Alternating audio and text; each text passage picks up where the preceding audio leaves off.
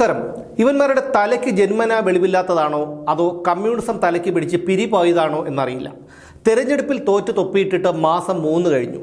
പയ്യന്നൂരിൽ മധുസൂദനെ തോൽപ്പിച്ച് V Kunhikrishnan MLA ആയ കാര്യമൊന്നും ഈ മണ്ടന്മാർക്ക് ഇതുവരെ മനസ്സിലായിട്ടില്ല എന്ന് തോന്നുന്നു. വി കുഞ്ഞികൃഷ്ണന്റെ സുഹൃത്തായ സഖാവ് പുരുഷോത്തമന്റെ ചെമ്മീൻ ഷെഡ് CPM ക്രിമിനലുകൾ തീയിട്ട് നശിപ്പിച്ചിരുന്നു.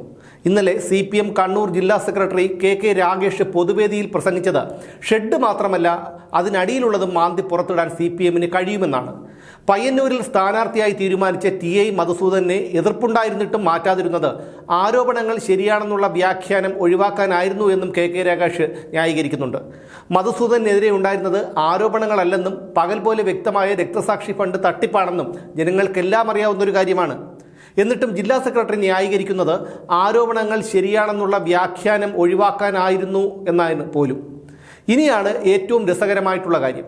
പയ്യന്നൂരിലെ അക്രമ സംഭവങ്ങളിലെ യഥാർത്ഥ പ്രതികളെ പിടികൂടുക, ഇടതുവിരുദ്ധ പ്രചാരണം അവസാനിപ്പിക്കുക എന്നൊക്കെ പറഞ്ഞ് LDF പയ്യന്നൂർ മണ്ഡലം കമ്മിറ്റിയുടെ നേതൃത്വത്തിൽ ഇന്നലെ DYSP ഓഫീസിലേക്ക് മാർച്ച് നടത്തി. ഇതൊക്കെ കാണുമ്പോൾ എങ്ങനെയാണ് ചിരിക്കാതിരിക്കുന്നത്?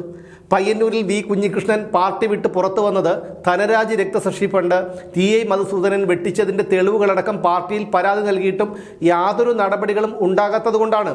അദ്ദേഹത്തിന് തെരഞ്ഞെടുപ്പിൽ മത്സരിക്കണമെന്നോ MLA ആകണമെന്നോ ഉള്ള യാതൊരു ആഗ്രഹവുമില്ലായിരുന്നു. മധുസൂദനെതിരെ നടപടി ഉണ്ടായിട്ടില്ലെന്നും മാത്രമല്ല, അയാളെ തന്നെ അവിടെ മത്സരിപ്പിക്കുകയും ചെയ്തു പാർട്ടി. ആ ഒരൊറ്റ കാരണം കൊണ്ടാണ് കുഞ്ഞികൃഷ്ണൻ പയ്യന്നൂരിൽ വിമതനായി മത്സരിച്ചത്. 6000-ൽ പരം വോട്ടുകൾക്ക് അദ്ദേഹം വിജയിക്കുകയും ചെയ്തു. കുഞ്ഞികൃഷ്ണന്റെ പുസ്തക പ്രകാശന ചടങ്ങിലും തെരഞ്ഞെടുപ്പ് കാലത്തും CPM അഴിച്ചുവിട്ട അക്രമങ്ങൾ കേരളം കണ്ടതാണ്. കുഞ്ഞികൃഷ്ണന്റെ പുസ്തക പ്രകാശന ചടങ്ങിൽ പങ്കെടുത്തതിൻ്റെ പേരിലാണ് CPMകാരനായ T പുരുഷോത്തമന്റെ കാറ് തീവച്ചു നശിപ്പിച്ചത് CPM ക്രിമിനലുകൾ. പിന്നീട് തെരഞ്ഞെടുപ്പ് പ്രചാരണത്തിൽ കുഞ്ഞികൃഷ്ണന്റെ ചുവരെഴുത്തു നടത്തിയ മതിൽ ഇടിച്ചു നിരത്തി. അദ്ദേഹത്തിൻ്റെ പോസ്റ്ററുകൾ വ്യാപകമായി നശിപ്പിച്ചു. അങ്ങനെ എന്തെല്ലാം അക്രമങ്ങൾ നടത്തി. ഈ തെമ്മാടിത്തരങ്ങളെല്ലാം കാണിച്ചു കൂട്ടിയിട്ട് തോറ്റു തൊപ്പിയിട്ടതിനു ശേഷം സംഭവങ്ങൾക്ക് പിന്നിലെ യഥാർത്ഥ പ്രതികളെ കണ്ടെത്തണമെന്ന് അലറി വിളിച്ച് റോഡിലൂടെ പ്രകടനം നടത്താനുള്ള തൊലിക്കെട്ടിയും ഉളുപ്പില്ലായ്മയും ഈ CPMകാർക്കല്ലാതെ മറ്റാർക്കുണ്ട്? പുരുഷോത്തമന്റെ ചെമ്മീൻ ഷെഡ് തീവച്ചു നശിപ്പിച്ച സംഭവത്തിൽ കള്ളൻ കപ്പലിൽ തന്നെയാണെന്നാണ് KK രാഗേഷ് പറയുന്നത്. കഴിഞ്ഞ മാസം മധുസൂദനൻ കുഞ്ഞികൃഷ്ണന് ഒരു വക്കീൽ നോട്ടീസ് അയച്ചിരുന്നു. കുഞ്ഞികൃഷ്ണന്റെ അണികൾ നേതൃത്വത്തെ തിരുത്തണം എന്ന പുസ്തകം തനിക്ക് മാനഹാനി ഉണ്ടാക്കിയെന്നും അതുകൊണ്ട് നഷ്ടപരിഹാരം നൽകണമെന്നുമായിരുന്നു വക്കീൽ നോട്ടീസിലൂടെ മധുസൂദനൻ ആവശ്യപ്പെട്ടത്. ഇയാൾക്ക് എത്ര നാണമുണ്ടെന്ന് നോക്കണേ.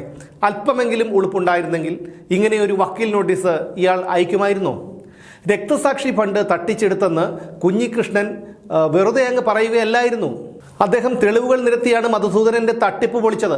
എന്നിട്ടും മധുസൂദനൻ പറയുന്നത് ആ പുസ്തകം തനിക്ക് മാനഹാനി ഉണ്ടാക്കിയെന്നാണ്. ഇപ്പോഴും ഇവരുടെ ഊച്ചാളിത്തരത്തിനും ഭീഷണിക്കും യാതൊരു കുറവുമില്ല.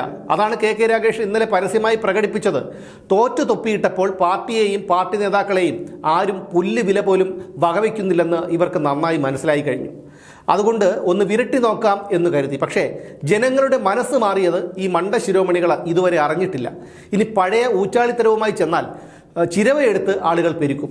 സഹി കെട്ടിട്ടാണ് ജനങ്ങൾ ഇവിടെ ഭരണത്തിൽ നിന്ന് ഇവരെ താഴെയിട്ടത്.